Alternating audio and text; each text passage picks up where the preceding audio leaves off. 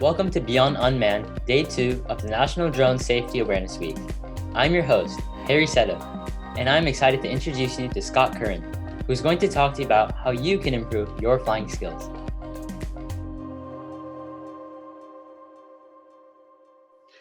My name is Scott Currin. I am the president of AirVision LLC. I am a certified Part 107 pilot. And today we're going to discuss ways that you can improve your flying skills. There's many different ways that you can improve your flying skills, and we're just going to touch on a few of those that I think are important.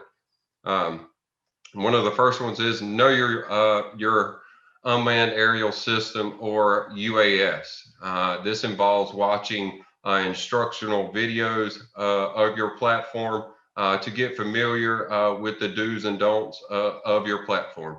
Also, understand the parts and accessories that are approved for your UAS and how they affect when you attach it to your UAS. Understand the wind limitations to your unmanned aerial system, because flying in different wind conditions cause the craft to react in different ways. Know how the flight time is affected by these wind conditions. Stronger wind conditions are going to lower your flight time dramatically.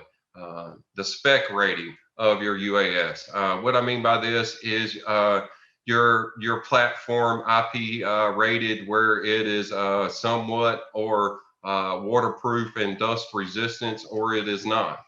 Can it be flown in a misty rain, actual rain or downpour, fog, snow, things like that?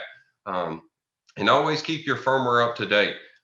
There's a reason for the firmware updates. There's a bug or something that was picked up, and the firmware it is there to correct these bugs. So always keep your firmware up to date is a very important thing. It's highly important. And we'll go on after you know your UAS and you want to get into flying. These are just some couple things that you can practice and train on. Different ways to gain pilot or stick time and muscle memory, because flying is all about muscle memory. What's going to happen to this aircraft when I push up on the left stick or push right on the right stick? What's going to happen? So things to practice or train on is point of interest. Practice and keeping that camera focused on one object, and this involves putting inputs into both sticks while trying to keep that camera focused on the object, the interest, or whatever it may be. While doing this in an open area, I suggest in a really open area, practice in Addie Mode if you're flying DJI equipment, or INS mode if you're flying the micro drone. This is no GPS. This is going to cause the craft to drift or sway in the direction it was going, plus in the direction the wind is blowing. So if you got a wind blowing from your west, and you're traveling north, and you let go of the sticks and it's in Addie mode, most people think, oh, it'll sit there and just hover. Well, it will not. It's going to drift with that momentum of going forward plus the west wind. So it's going to drift on you. So practice putting sticks in to compensate for that drift, and manually get that craft to hover. This brings me to my next point. Practice creating and executing automated missions. Okay, when you're running an automated mission, you want to practice creating not just square missions, but polygons and stuff like that. And during these missions, realize it brings me back to the point above, that if you're running these missions and you lose GPS, the aircraft is going to resort back into Addie mode.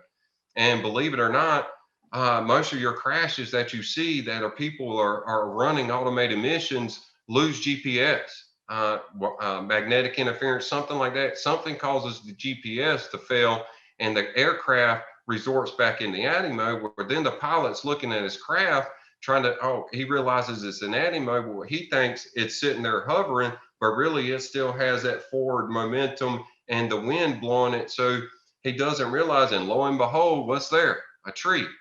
Carbon fiber's best friend. So trees love carbon fiber. Trees will move and take your aircraft out. So just be aware that when you're flying and you lose GPS, that it resorts into that Addie mode, and practice that Addie mode. So practice those missions. Practice on different air platforms. Don't just be brand specific. Try different brands and different platforms, because yeah, they all fly the same in mode 2, but they react different once you get them in the air. Different size platforms fly differently than other aircrafts, and they handle the wind a lot different. Brings me to the practice in different wind conditions. Now, I'm not saying go out and maximize the wind resistance on your aircraft. I'm saying if you usually fly 90% of your flights take place in a 5-mile-an-hour wind, try one day to fly in a 10-mile-an-hour wind, just to see how it affects your aircraft. So you're prepared on how the craft functions. Practice with other pilots in the industry. A good way to learn things that do work and don't work. Practice situational training. What I mean by this is, don't practice just going up and running figure eights or circles or squares in the air. Practice putting something out that is missing. If you're emergency management and you're running search and rescue missions, practice with a thermal dummy. Go hide this thermal dummy in the woods, and then add stress to your guys.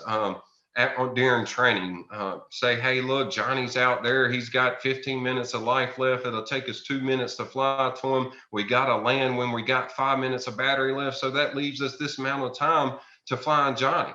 So let's go up, get them to take the craft out, and add that stress, because you believe it or not, you put them in these situations. And when the aircraft is most needed, and they start fumbling props or drop a camera, or they just can't get everything, the pieces correctly. And let's face it, during a search and rescue mission, time is of essence, and it's very critical to get up in the air as quick as possible, but as safely as possible as well. So practice flying FPV. There's some little racers out there. There's good little, to my next point, with this flying FPV with simulators. There's a lot of FPV simulators that fly the same as you would fly these regular UASs that we use for commercial purposes, but the stick functions are the same. And I could tell you, you go out and put a set of goggles on and you fly FPV, and then you go out and fly a platform that has GPS in it, you're going to be a lot better at the sticks, a lot more smooth, a lot smoother control, a lot smoother transitions, and you're able to focus more and fly a lot safer. So just practice on these simulators. I use a couple. There's wings for fixed wing simulation. There is liftoff for FPV racing and FPV flying. DJI has a free simulator. If you own DJI product and you have a Mavic remote, you have a Sendence remote, a Phantom remote, you can hook it into the simulator and download it on your laptop and fly these aircrafts. Again, you're learning muscle memory. Flying's all about muscle memory. Sooner or later, you'll be able to know what happens, and you're comfortable with just having your hands on the controller. Other than that, you got to be, after you get to flying and everything, and you learn what works for you and what don't work for you, and you're out, and just don't be afraid to communicate. Get into UAS forums, express, your feelings on your craft, find out what works, what other people feel about the aircraft, and things like that. But be very wary what you read online. Not everything you read online is the correct. So just be open and take it, just take it as you see it, and just, read other forums and kind of compare. Sign up for conferences and expos is a great way to network with other people. Meet other people, learn about new technology, what might make your job easier and safer. You learn a lot at these conferences and expos, and you meet a lot of other folks. So share your flying experiences with other UAS pilots, because at the end of the day, what works for me might not work for you, and what works for them might work better for you. And so we get on these same pages of what works and what don't work. So don't be afraid to express your knowledge to other guys that are willing to listen, and ask for guidance. Ask, hey, am I doing this the right way, or should I be doing this a little bit differently, or things like that. It works a lot. And organize fly-ins, get the community out, get them with their hands on, get them to put and fly, and everybody. So all of these things help improve your flying skills and make you better at it, and makes the UAS community stronger as a whole. So there's a few things that I would say would improve your flying skills.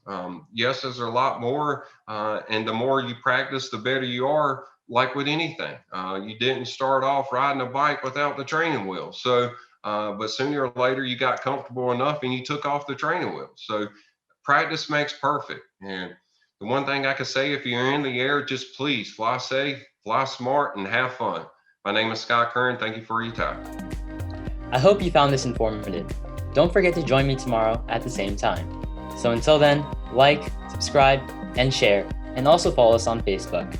Remember, the future is within line of sight.